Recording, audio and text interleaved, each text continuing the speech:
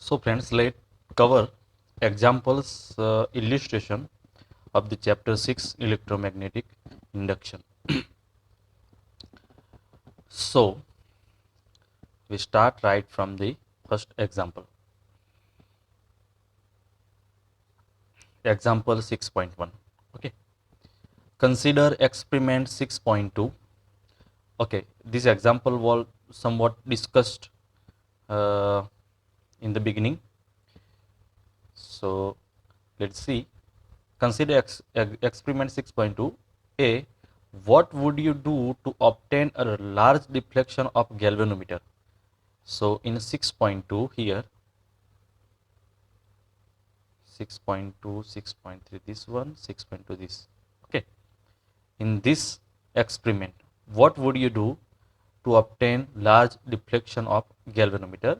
So basically, in example experiment 6.2, one coil is connected to a galvanometer, okay, to to produce the EMF, and the another coil is kind of solenoid that is to produce magnetic field that is connected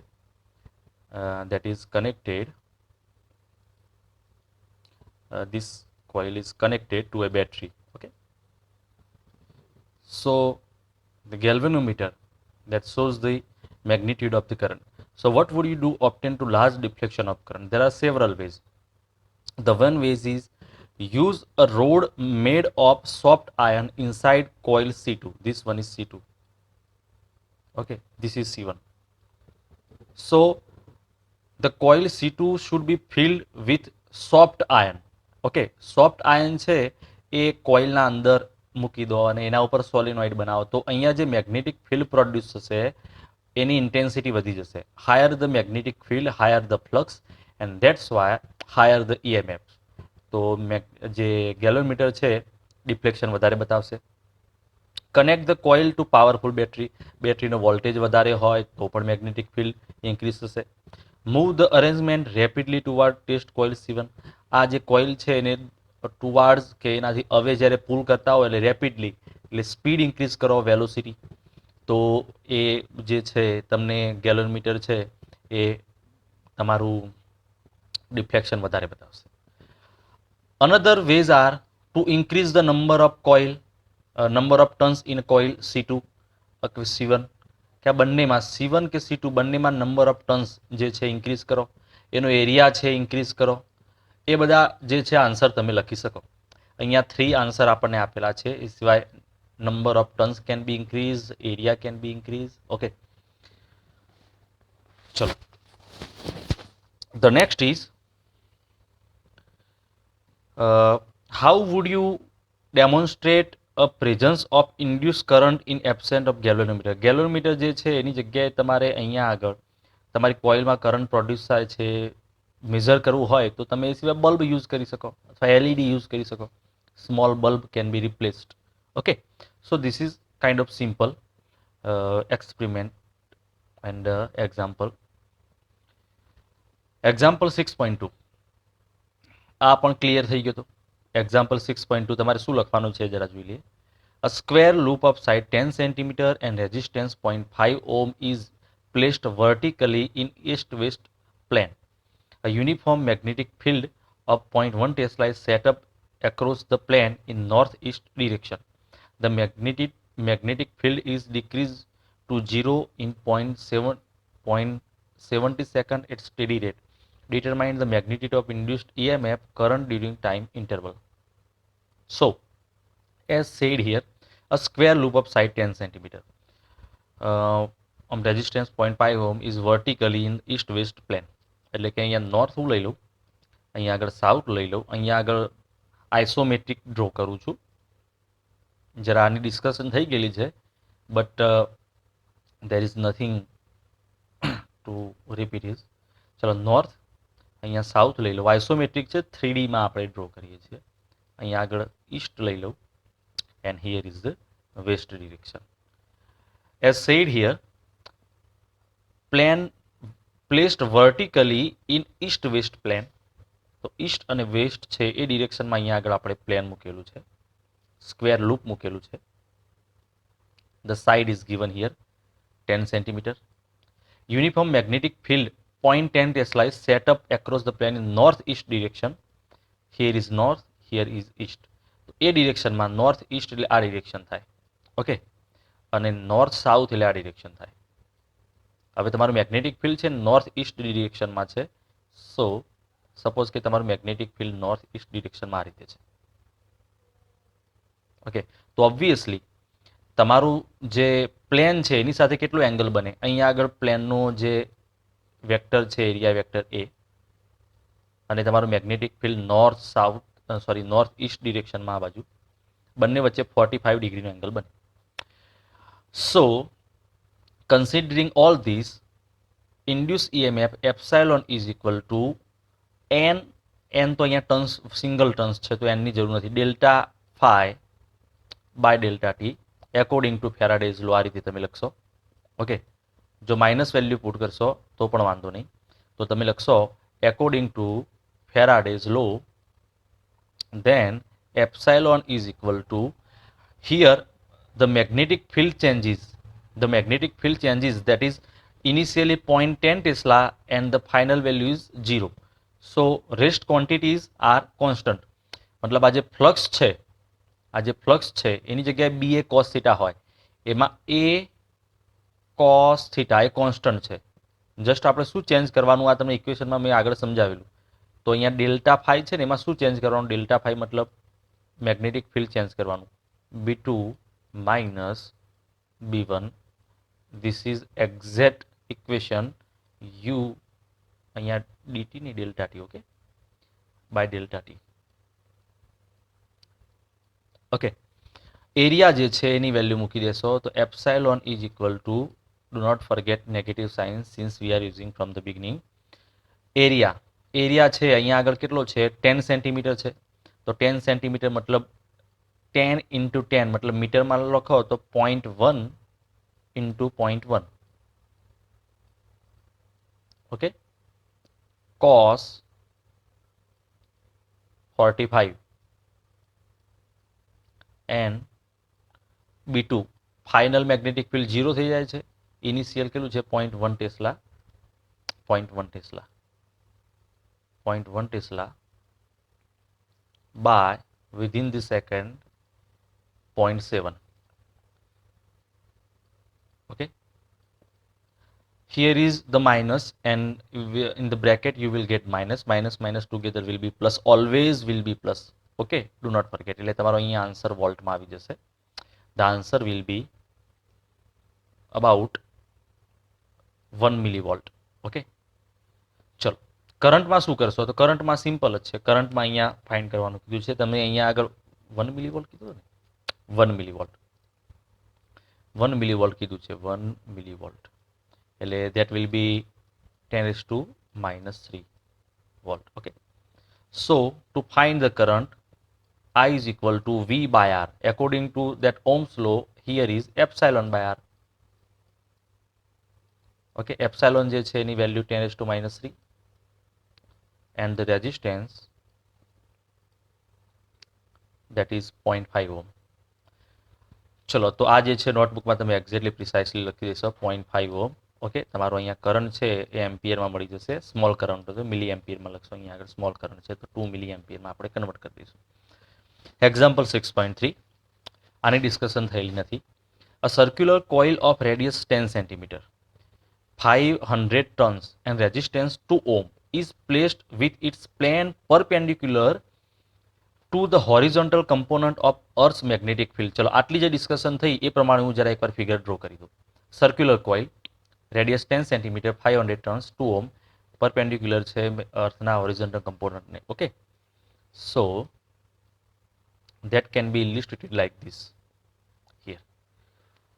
Circular coil, this one, અને એ જે magnetic field છે એને perpendicular આપણે place કરેલી છે. આ રીતે આપણું મેગ્નેટિક ફિલ્ડ છે એને પરપેન્ડિક્યુલર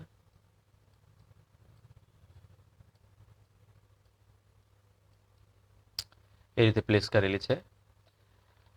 અર્થનું મેગ્નેટિક ફિલ્ડ છે એના હોરિઝોન્ટલ કમ્પોનન્ટની વેલ્યુ અહીંયા આગળ આપેલી છે. So okay, it is rotated about its vertical diameter through 180 degree in 0.25 second.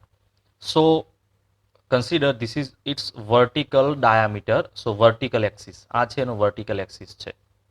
Okay, ત્યાં આગળ 180 ડિગ્રી એને રોટેટ કરવાનું છે. 180 ડિગ્રી મતલબ એનું ફેસ છે ને ચેન્જ થઈ જશે total opposite ડિરેક્શનમાં.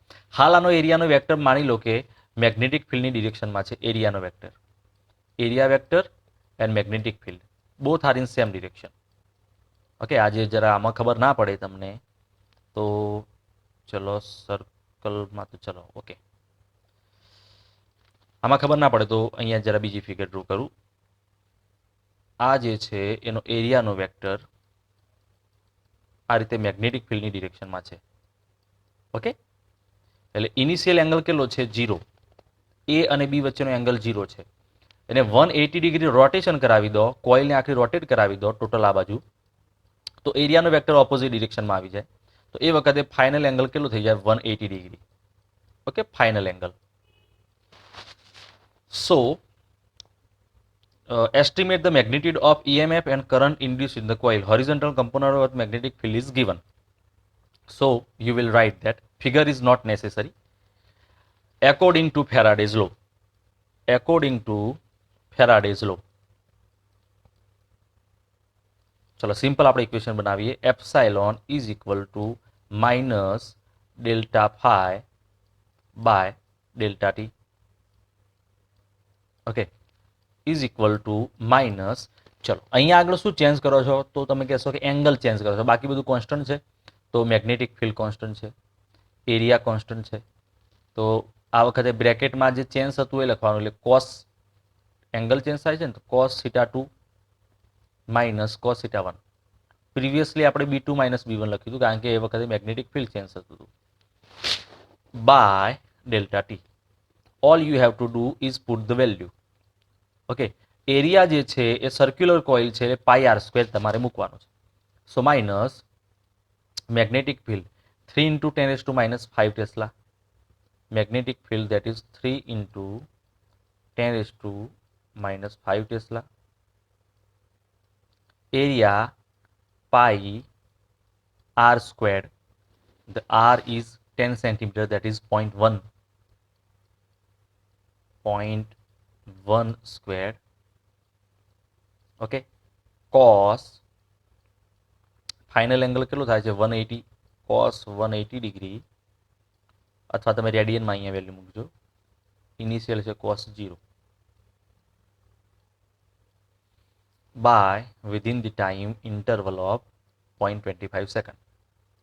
0.25 second. Okay, so this is very simple. All you have to do is solve the above calculation.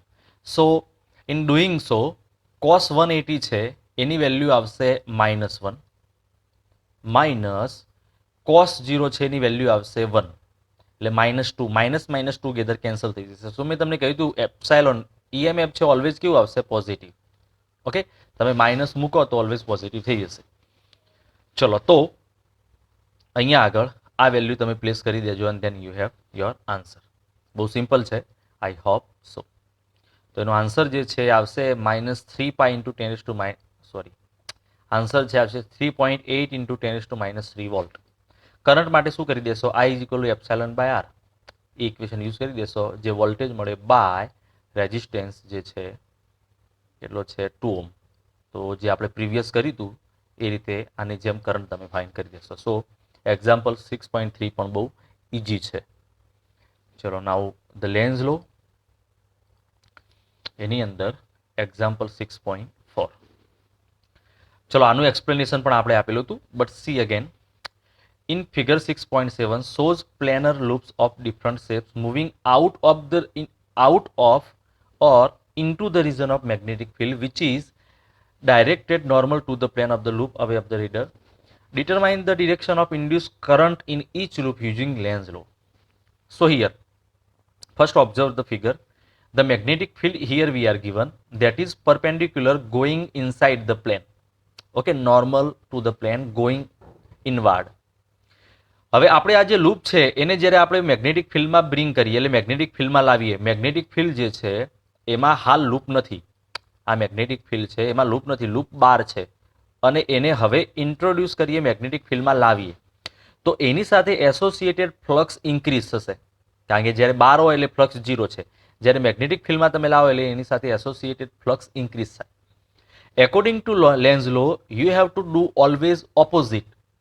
તો તમારે અહીંયા ફ્લક્સ ડિક્રીઝ કરવું પડશે, બીકોઝ તમે જ્યારે અંદર લાવો છો તો ઇન્ક્રીઝ થાય છે, તો તમારે ડિક્રીઝ કરવું પડશે, right? Okay.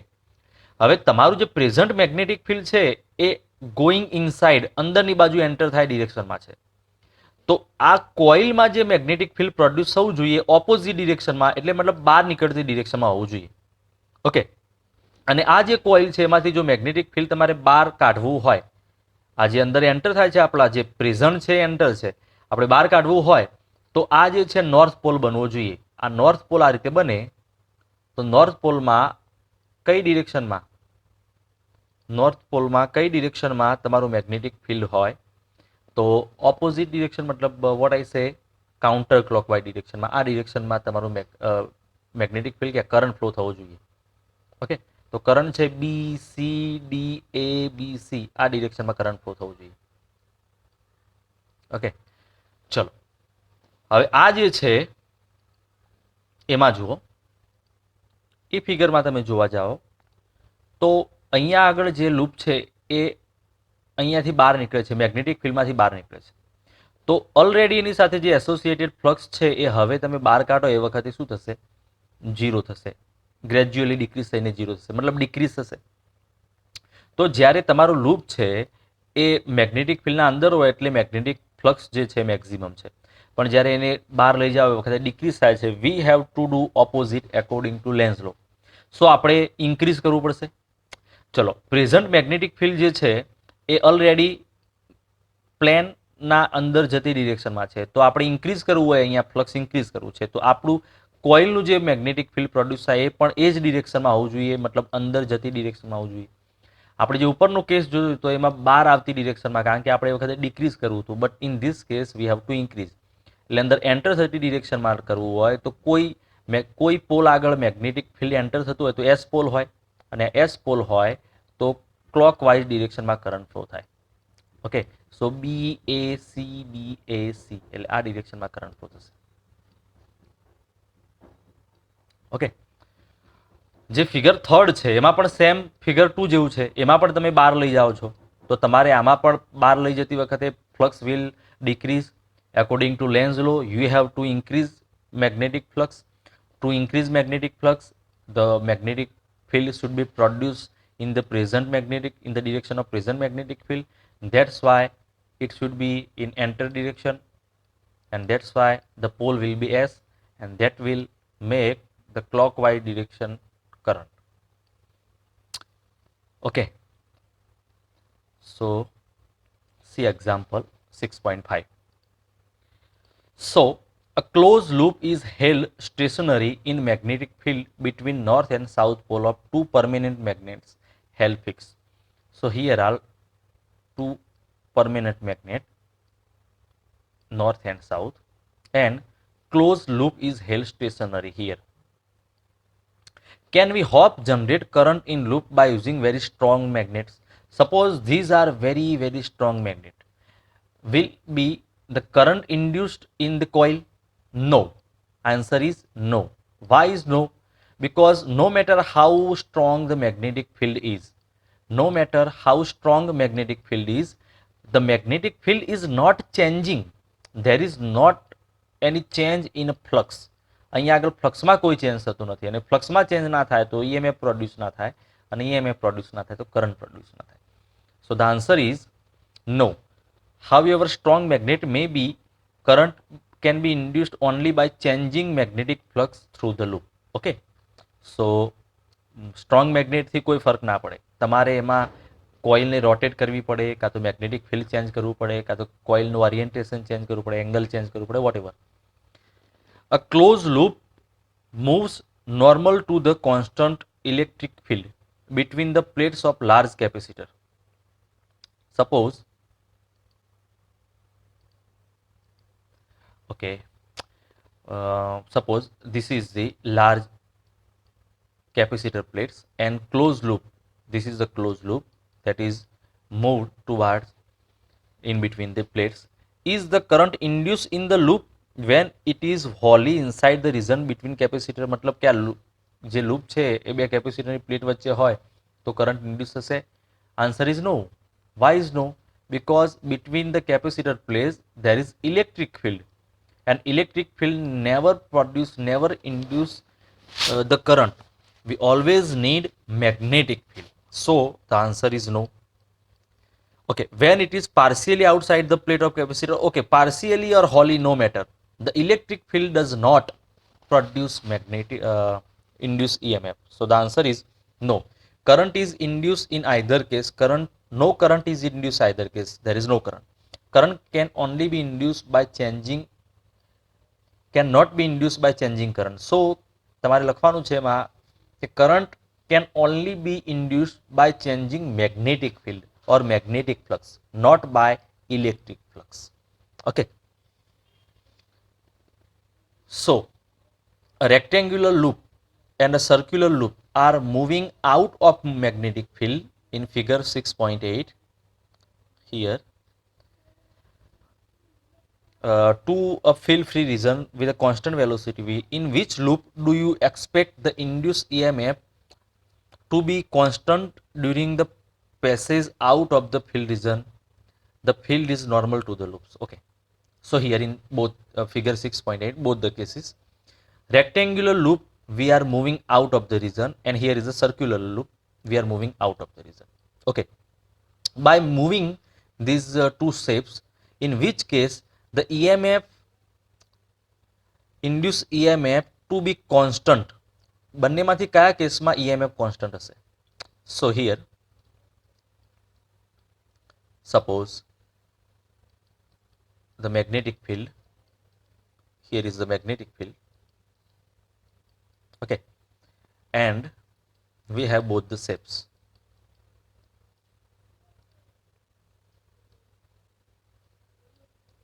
and circular loop. Okay, V passes out from the magnetic field.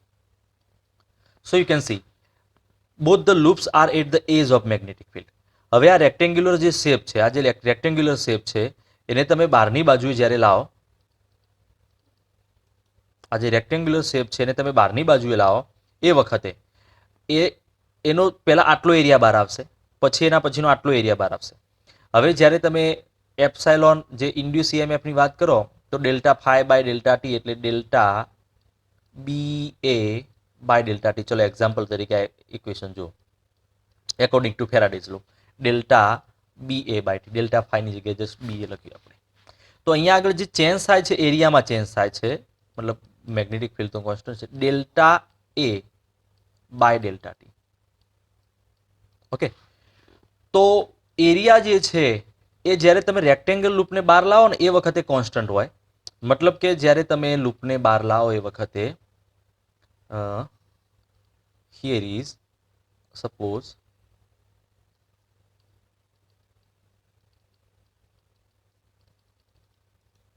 can select them.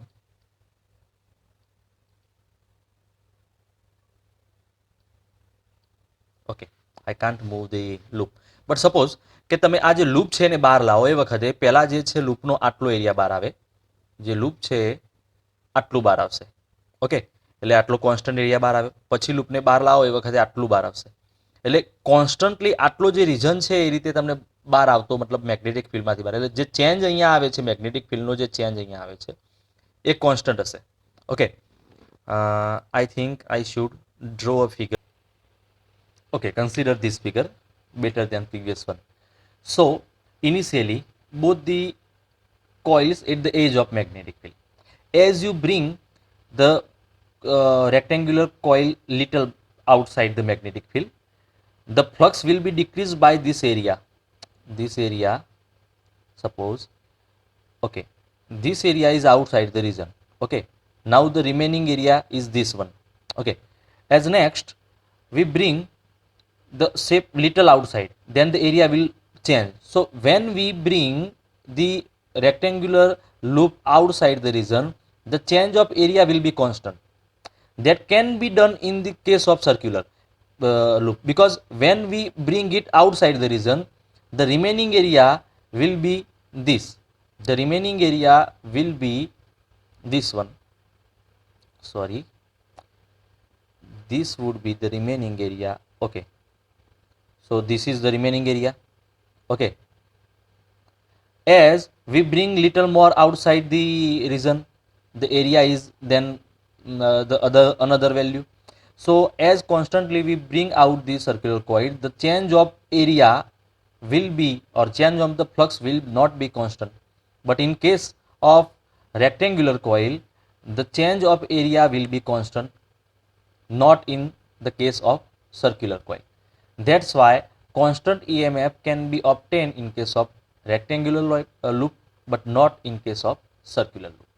Okay, so that was my try to explain you how the constant EMF can be obtained in case of rectangular coil.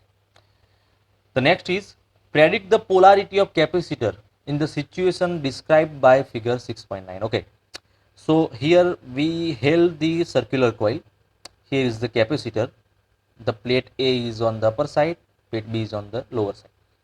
The magnet, this magnet we bring closer, the S pole is brought closer to the this face, and the N pole is brought closer to the opposite face. So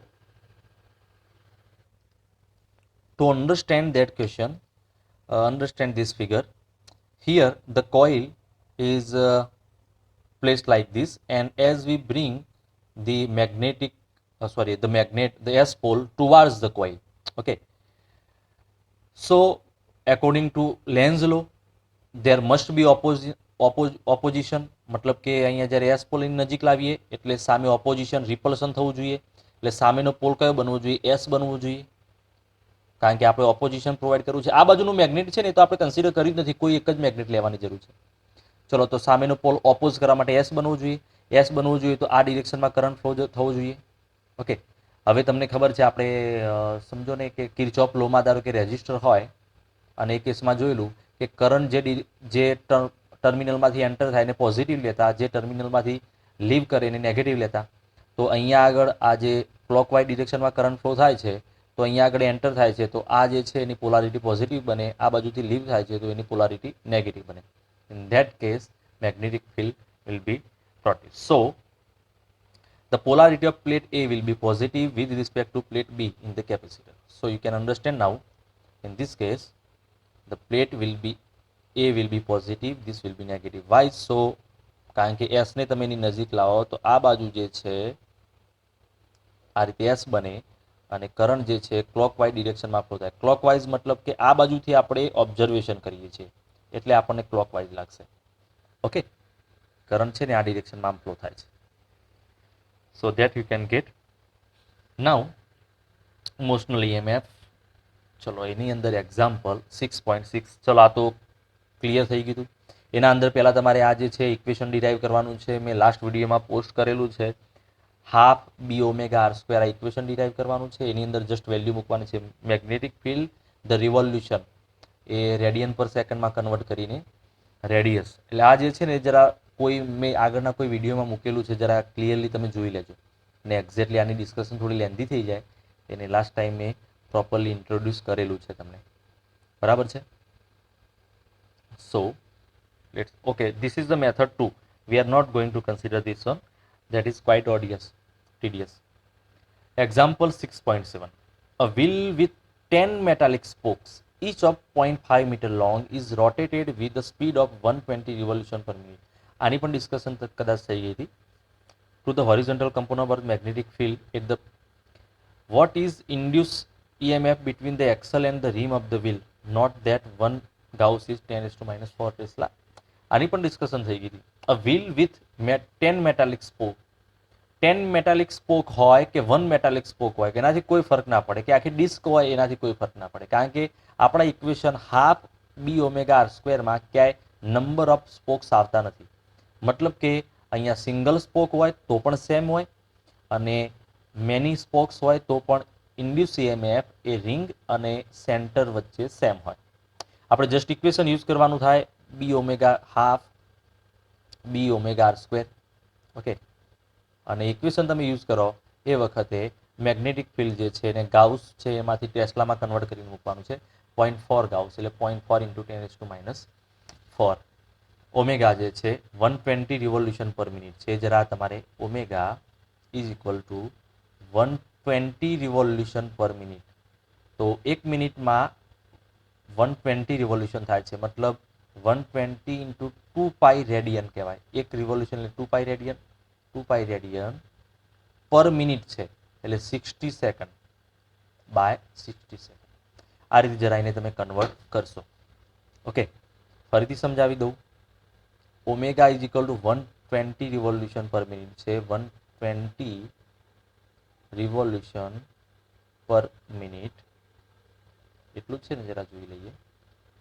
120 revolution પર minute. Okay, તો તમારે 120 1 revolution means 2 pi radian. 2 pi radian and minute means 60 second. Okay, so radian per second થઈ જશે. ચલો, તો આ જે છે એને જરા સિમ્પ્લિફાય કરીને 2 એટલે 4 પાઈ રેડિયન પર સેકન્ડ થઈ જશે. તો અહીંયા આગળ આપણે વેલ્યુ મૂકી 4 પાઈ રેડિયન પર સેકન્ડ. ચલો, અને તમે વેલ્યુ મૂકશો એટલે તમને આન્સર મળી જશે. The number of spokes is immaterial because of EMFs across the spoke are in parallel. તો મતલબ કે અહીંયા નંબર ઓફ સ્પોકની કોઈ ઇમ્પોર્ટન્સ છે નહીં એવું કહે છે ત્યાં. ચલો, નેક્સ્ટ જોઈએ આપણે એક્ઝામ્પલ 6.8.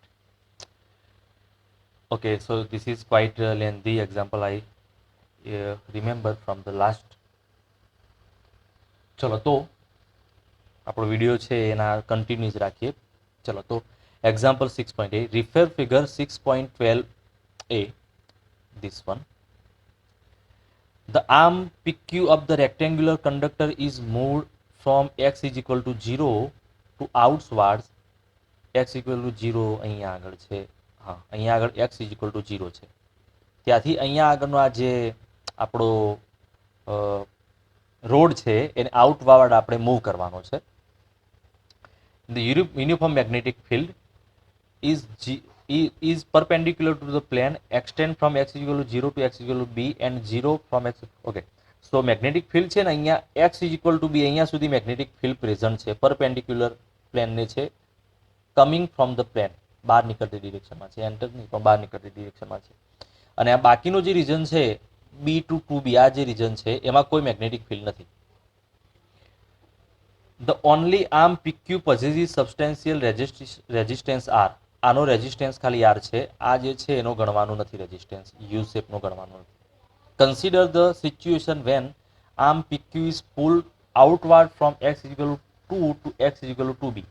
અહીંયાથી ચાલુ કરીને અહીંયા આગળ પહેલા તમારો રોડ છે એને ટોટલી મૂવ કરીને અહીંયા સુધી લાવવાનો છે. And then it is moved back to x, પછી એને પાછો લઈ જવાનો છે. That is with constant speed. Okay, constant speed v, that is important. Obtain expression for the flux, induced EMF, force necessary to pull the arm and the power dissipated as a joule heat. Sketch the variation of these quantities with distance. Okay, અને આનો જે graph છે draw કરવાનો છે. Okay, I have drawn a figure that's just similar to our example 6.8, except I have just not mentioned these points as k, that is no matter, but x is equal to 0, here is magnetic field up to x is equal to b, that is I mentioned, and here is x is equal to 2b. So first thing is that we want to discuss about the flux. Okay, so for the flux માટે જો આપણે discussion કરીએ તો flux માટે flux phi is equal to, in this case the flux will be ba. Okay, હવે આ કેસમાં જો આપણે ફ્લક્સની ડિસ્કશન કરીએ તો બી જે એરિયા છે એ અહીંયા આગળ આપણે જે ડાયમેન્શન જોવું પડશે. ડાયમેન્શન આની અંદર આ જે છે, ઓકે, આ એલ આપેલું છે. તો હિયર એરિયા આ જે છે, ધારો કે તમે અહીંયા આગળ આ રોડને લાવ્યા હોય તો એરિયા એનો થાય એલ એક્સ. એક્ઝામ્પલ તરીકે સપોઝ કે ચલો આ રોડને તમે અહીંયા સુધી લાવ્યા તો આ ડિસ્ટન્સ એક્સ જેટલું હોય અને આ જે ડિસ્ટન્સ છે એ એલ જેટલું છે. This is L. તો એલ એક્સ, તો ફ્લક્સ બી એલ એક્સ થશે. ઓકે, તો આ જ્યારે રોડને તમે અહીંયા આગળ રાખેલો હોય તો ફ્લક્સ 0 હોય, because there is x is equal to 0. અહીંયા લાવો એટલે 1 સેન્ટીમીટર, 2 સેન્ટીમીટર, 3 સેન્ટીમીટર, તમે જે રીતે આ રોડને બહાર લઈ જાઓ એમ ફ્લક્સ ઇન્ક્રીઝ થતું જશે. ઓકે, તો અહીંયા સુધી લાવો ત્યાં સુધી ઇન્ક્રીઝ થાય. અહીંયા સુધી એક્સ ઇઝ ઇક્વલ ટુ કેટલું થઈ જાય? તો x is equal to B સુધી થઈ જાય. Maximum flux B L small b એટલે સુધી થઈ જાય.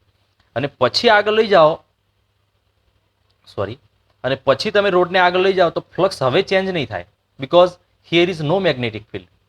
ઓકે, તો આટલું જે ફ્લક્સ છે એ ક્યાં સુધી તમને મળે? તો this flux can be obtain. આ ફ્લક્સ ક્યાં સુધી મળે? તો x is equal to 0 to ક્યાં સુધી મળે? તો 0 ટુ આ એક્સની વેલ્યુ ક્યાં સુધી જાય? બી સુધી. ત્યાં સુધી આ ફ્લક્સ મળે. So here consider this flux B L x ક્યાં સુધી? એક્સની વેલ્યુ 0 ટુ બી સુધી હોય ત્યાં સુધી મળે. ઓકે, અને પછી માની લો અને પછી અહીંયા સુધી આવ્યા ત્યાં સુધી ફ્લક્સ મળે. પછી એના બાર બી ટુ સોરી એના બાર બી ટુ ટુ બી આ જે રીજન છે આટલા ભાગમાં તમે જોશો તો ફ્લક્સ ચેન્જ નહીં થાય. એ જે પહેલા વેલ્યુ હતી ને BLX એટલું જ રહેશે, કારણ કે આટલા ભાગમાં ક્યાંય મેગ્નેટિક ફિલ્ડ છે નહીં. તો એ બાકીનો જે ભાગ છે ત્યાં આગળ ફ્લક્સ કેટલું થશે? BLB. કેમ? કારણ કે જે એક્સની વેલ્યુ મેક્સિમમ આવી ગઈ અહીંયા સુધી આવી ગયા એટલે એક્સ ઇઝ કેટલા છે? બી. મેક્સિમમ જેટલું ફ્લક્સ છે એટલું ને એટલું એ રહેશે અહીંયા સુધી લાવશો તો. ઓકે, તો એ પછીનો જે ભાગ છે ત્યાં આગળ તમે લખશો ફ્લક્સ BLB એ B ટુ બી ત્યાં સુધી તમે જશો ત્યાં સુધી રહેશે. ઓકે, ચલો, તો એ ફ્લક્સની આપણી વાત થઈ ગઈ. હવે એનો જરા ગ્રાફ છે હું ડ્રો કરી દઉં. તો જો એનો ગ્રાફ ડ્રો કરવા જાઉં,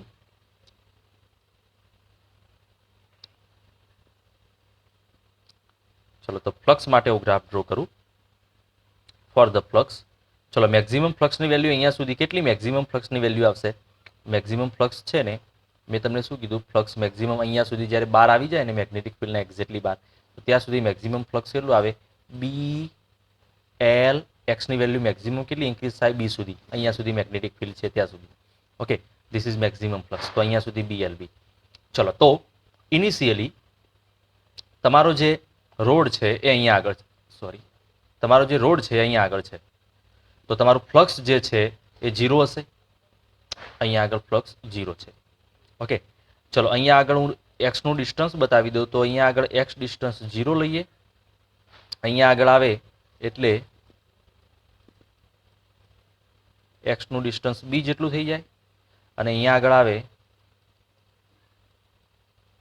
સો here the x is equal to 2b. Okay, so it is 5 versus x graph. Okay, as we move the road in the right side direction, flux rapidly increases because there is a x. So phi is proportional to x. x જે છે distance અહીંયા આગળ increase થાય છે તો આ જે છે એ ફ્લક્સ ઇન્ક્રીઝ થશે, અહીંયા સુધી ઇન્ક્રીઝ થશે. તો મારો જે ગ્રાફ છે એ અહીંયા આગળ મેં કહ્યું ને કે B proportional to x, phi proportional to x, તો એ પ્રમાણે કોન્સ્ટન્ટની આ રીતે તમારું ફ્લક્સ ઇન્ક્રીઝ થશે. મેક્સિમમ કેટલું થઈ જાય? BLB. અહીંયા સુધી મેક્સિમમ થઈ ગયું ફ્લક્સ. ઓકે, નાઉ હવે આ રોડ છે એને અહીંયાથી 2B સુધી લાવો ત્યાં સુધી એ કોન્સ્ટન્ટ રહે. મતલબ કે રોડને હવે તમે અહીંયાથી આ રીતે બહાર મૂવ કરીને લાવો ત્યાં સુધી કોઈ ચેન્જ થશે નહીં ફ્લક્સમાં. સો there will be no change and that's why there will be horizontal line. Okay, હવે એને પાછું લઈ જાઓ અહીંયાથી અહીંયા સુધી તો ફરીથી કોન્સ્ટન્ટ જ રહેશે. અને અહીંયાથી અંદર લઈ જાઓ એટલે રેપિડલી ડિક્રીઝ થશે. એટલે ગ્રાફ છે એને ટોટલી મારે ડ્રો કરવો હોય તો આ રીતે થાય.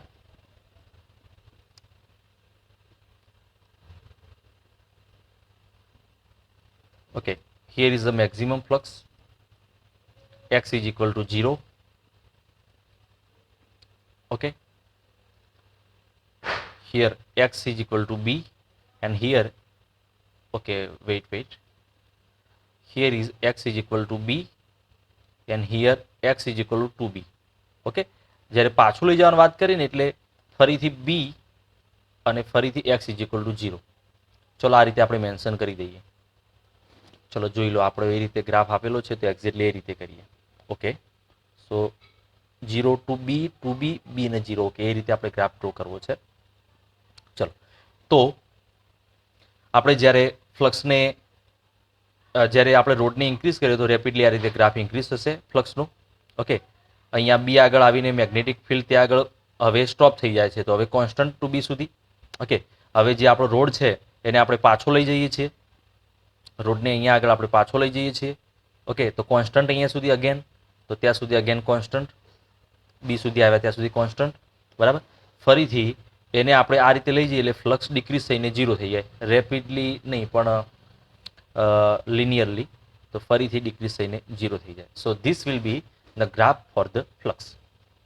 ઓકે, નાઉ વોટ,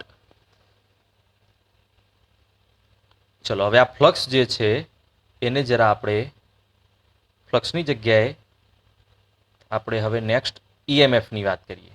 ચલો આ જે છે, ચલો ઈએમએફની વાત કરીએ. ઓકે, જરા થોડું ટીડીએસ છે. ઈએમએફની વાત કરીએ તો ઈએમએફમાં શું થશે? એપ્સાઇલોન ઇઝ ઇક્વલ ટુ, આ કેસમાં ઈએમએફ થાય minus B L V. Okay, ચલો તો હવે શું થશે કે અહીંયા આગળ આપણે જે રોડ છે એને વી જેટલી કોન્સ્ટન્ટ વેલોસિટીથી આપણે મૂવ કરવાના છીએ. ઓકે, તો બી કોન્સ્ટન્ટ છે, એલ કોન્સ્ટન્ટ છે લેન્થ, અને વી પણ કોન્સ્ટન્ટ છે. તો ઈએમએફ જે પ્રોડ્યુસ થશે એ કોન્સ્ટન્ટ હશે, that's for sure. But EMF can be produced up to x is equal to B, અહીંયા સુધી ઈએમએફ પ્રોડ્યુસ થાય. ઓકે, અને પછી આ રીઝનમાં કોઈ ઈએમએફ પ્રોડ્યુસ થાય નહીં. તો એનો જે ગ્રાફ છે એપ્સાઇલોન માટે, ચલો એના માટે હું જરા કલર ચેન્જ કરું એટલે તમને ખબર પડે. For instance let choose green. ચલો, ઈએમએફ માટે આપણે ગ્રાફ ડ્રો કરીએ તો જ્યારે રોડને મૂવ કરીને અહીંયા સુધી લાવીએ તો એ વખતે કોન્સ્ટન્ટ ઈએમએફ પ્રોડ્યુસ થશે, પણ નેગેટિવ સાઇન છે એટલે ઈએમએફ છે ને એ આ રીતે કોન્સ્ટન્ટ રહેશે. ઓકે, હવે બી સુધી આવી ગયા, બી થી ટુ બી આ રીઝનમાં કોઈ ઈએમએફ નહીં હોય એટલે ઈએમએફ છે એ રીઝનમાં 0 થઈ જશે. પાછું આવી એ વખતે 0, અને ફરીથી અહીંયા આવી એટલે ઓપોઝિટ ડિરેક્શનમાં એટલે અપર ફર્સ્ટ ક્વાડ્રન્ટમાં આવી જશે. મતલબ કે આ રીતે થશે એની ફિગર. ચલો, ઈએમએફ માટે જુઓ તો જ્યારે તમે જે રોડ છે એને મૂવ કરીને અહીંયા સુધી લાવો એ વખતે કોન્સ્ટન્ટ ઈએમએફ માઇનસ બીએલવી પ્રોડ્યુસ થશે. તો કોન્સ્ટન્ટ ઈએમએફ ઇન ઓપોઝિટ ડિરેક્શનમાં, આ ડિરેક્શનમાં ઈએમએફ પ્રોડ્યુસ થઈ. ઓકે, આ કોન્સ્ટન્ટ, ચલો આ ગ્રાફ છે ને આ નેગેટિવ એક્સ એક્સિસ છે. ચલો કોન્સ્ટન્ટ ઈએમએફ અહીંયા સુધી ઈએમએફ પ્રોડ્યુસ થઈ. દેન હવે આ રીઝનમાં આવો એટલે કોઈ ઈએમએફ નહીં, બી ટુ ટુ બી એ બિટવીનમાં કોઈ ઈએમએફ નહીં, તો 0. પછી પાછા આવો તો આ રીઝનમાં કોઈ મેગ્નેટિક ફિલ્ડ નથી, અગેન મેગ્નેટિક ઈએમએફ 0. અને પછી અહીંયાથી પાછા અહીંયા આગળ આવી જાઓ એટલે જે પહેલા હતું એના માઇનસ વી મૂકો અહીંયા તો માઇનસ માઇનસ પ્લસ થઈ જાય એકચ્યુઅલી. તો પાછા આવો એ વખતે ઓપોઝિટ ડિરેક્શનમાં ઈએમએફ એટલે આ રીતે બીએલવી આ રીતે મળે. So this will be the graph for the EMF. So next બીજું શું ફાઇન્ડ કરવાનું આપણને કીધું હતું? The necessary force necessary to pull the arm. Okay, ફોર્સનું ઇક્વેશન જે છે એ ફોર્સનું equation F is equal to, મેં તમને કહ્યું હતું આ ઇક્વેશન યાદ રાખજો. ફોર્સનું ઇક્વેશન માઇનસ, જો માઇનસ તમે મૂકો તો ઠીક છે, ના મૂકો તો કોઈ વાંધો નહીં, B square L square V by resistance R. જે રેઝિસ્ટન્સ છે, આ ફોર્સનું ઇક્વેશન છે. ઓકે, ફોર્સ છે ને એ પણ કોન્સ્ટન્ટ હોય. Why so? તો જ્યારે તમે આ રોડને તમે આઉટસાઇડ પુલ કરો એ વખતે તમે એપ્લાય કરો છો ફોર્સ આ બાજુ, વેલોસિટી જે છે ને એ બાજુ તમે ફોર્સ એપ્લાય કરો છો, પણ જે લેન્ઝ લો પ્રમાણે અંદર ફોર્સ પ્રોડ્યુસ થશે ઓપોઝિટ ડિરેક્શનમાં થશે. એને કારણે તમારે કોન્સ્ટન્ટ ફોર્સ એપ્લાય કરે જવું પડશે, તો તમને આ જે ઓપોઝિટ ફોર્સ છે એની ડિરેક્શનમાં ફોર્સ લાગે, નીલ ફોર્સ થાય અને રોડ છે મૂવ થાય. તો તમારું જે ફોર્સ છે ઓપોઝિટ ડિરેક્શનમાં થાય. ઇન અધર વર્ડ્સ જો બોલું તો આની અંદર માઇનસ સાઇન આવે જો તમે મૂકવા જાઓ તો, જે આપણે મૂકતા નથી યુઝ્યુઅલી, બરાબર. તો તમારું જે ફોર્સ છે એ માઇનસ એટલે કે નેગેટિવ ક્વાડ્રન્ટમાં આવશે. તો ફોર્સ જે છે B square L square V by એ પણ કોન્સ્ટન્ટ. ચલો એના માટે હું કલર ચેન્જ કરી દઉં. ચલો ફોર્સનો ગ્રાફ ડ્રો કરો તો ફોર્સનો ગ્રાફ આ રીતે કોન્સ્ટન્ટ આવશે. ફોર્સ અહીંયા સુધી ફોર્સ લાગશે. હવે મેગ્નેટિક ફિલ્ડ બી ટુ બીમાં 0 થઈ ગયું એટલે 0 ફોર્સ, 2B થી બીમાં પાછા આવે એટલે 0 ફોર્સ, અને ફરીથી પાછો ફોર્સ લાગશે. ઓકે, તો ફોર્સ છે એ પણ નેગેટિવ આવશે. કેમ નેગેટિવ? કારણ કે તમારું જે રોડ છે એને તમે આ બાજુ પુલ કરો તો જે ફોર્સ પ્રોડ્યુસ થાય ઓપોઝિટ ડિરેક્શનમાં હોય એ ફોર્સની વાત છે. ઓકે, મતલબ કે નેગેટિવ ફોર્સ થશે. પાવરનું જે ઇક્વેશન છે પાવર, એ ઇક્વેશનમાં મેં શું કીધું? વી છે એનો સ્ક્વેર કરી દેવાનો. તો B square L square V square by R. તો આ પાવરનું ઇક્વેશન થઈ ગયું. પાવર છે એ પોઝિટિવ કે નેગેટિવ એ રીતે તમે જોવા જાઓ તો તમારે આની અંદર બધી વેલ્યુ સાઇન પ્રમાણે મૂકવી પડે. અને સ્ક્વેર છે એ પ્રમાણે બધી નેગેટિવ મૂકો તો પણ પોઝિટિવ થઈ જાય. એટલે પાવરના કેસમાં તમારે વરી થવાનું નથી. સો પાવરનો જે ગ્રાફ છે એમાં બંને ક્વાડ્રન્ટ પોઝિટિવ આવશે. ચલો તો પાવર માટે હું જરા કલર ચેન્જ કરું તો ચલો મે બી રેડ જ લઈએ. ચલો પાવર માટે આપણે ગ્રાફ ડ્રો કરીએ. તો પહેલા મેગ્નેટિક ફિલ્ડના રીઝનમાં પાવર પ્રોડ્યુસ થશે. મેગ્નેટિક ફિલ્ડ પૂરું થઈ ગયું, ઈએમએફ પણ ત્યાં નથી એટલે પાવર 0 થઈ જશે. રિવર્સમાં આવો તો બી ટુ બીમાં 0 અને ફરીથી પાવર મળશે. ચલો તો આ જે ગ્રાફ છે તમને અહીંયા આગળ આપેલા છે. ઈએમએફના કેસમાં શું થશે કે તમે જ્યારે રોડને આઉટસાઇડ પુલ કરો તો કોન્સ્ટન્ટ ઈએમએફ પ્રોડ્યુસ થશે. બીકોઝ તમારે લખવાનું આ લખો તો બેટર છે phi proportional to x. Okay, તો આ રીતે કોન્સ્ટન્ટ જે છે મળશે. પછી જ્યાં મેગ્નેટિક ફિલ્ડ પૂરું થઈ જાય ત્યાં આગળ ફ્લક્સ કોન્સ્ટન્ટ રહેશે. પાછું લાવો એ વખતે કોન્સ્ટન્ટ ડિક્રીઝ થઈને 0 થઈ જશે. ઈએમએફ છે નેગેટિવ મળે. ઓકે, કારણ કે એની આગળ માઇનસ આવે. ફોર્સ છે પણ નેગેટિવ મળે કારણ કે ઓપોઝિટ ડિરેક્શનમાં ફોર્સ લાગે, એની આગળ પણ માઇનસ આવે. ઓકે, અને પાવર છે એ તો ઓલવેઝ પોઝિટિવ છે કારણ કે આને માઇનસ તમે મૂકો તો પણ એ સ્ક્વેર છે બધાને એટલે પોઝિટિવ થઈ જાય. એટલે પાવર છે એ પોઝિટિવ રહેશે. આઈ હોપ કે આ ગ્રાફમાં તમને ખબર પડી જશે. આમાં લખવાનું શું છે તો તમારે જસ્ટ અહીંયા આગળ ફ્લક્સ છે એ તમારે આટલું મેન્શન કરવાનું છે. ઓકે, ઈએમએફ છે સીધું તમારે લખી દેવાનું માઇનસ બીએલવી. આ મેન્શન કરવાનું છે કે 0 ટુ બીમાં એ એક્સ છે જે છે એ માઇનસ, અને પાછળના જે બી ટુ બી છે તે આગળ મેગ્નેટિક ફિલ્ડ 0 છે એટલે 0 તમારે લખી દેવાનું છે. અને ફોર્સનું ઇક્વેશન પણ સીધું લખવાનું છે. અહીંયા આપેલું નથી. ફોર્સનું ઇક્વેશન તમારે સીધું લખવાનું છે. મેં કહ્યું પ્રમાણે minus B square L square V, અહીંયા માઇનસ મૂકી દેજો એટલે તમને ખબર પડે. Minus B square L square V by R અને પાવરનું ઇક્વેશન અને ફોર ગ્રાફ્સ. ચલો તો હવે બાકીનું નેક્સ્ટ વિડીયોમાં આપણે જોઈશું.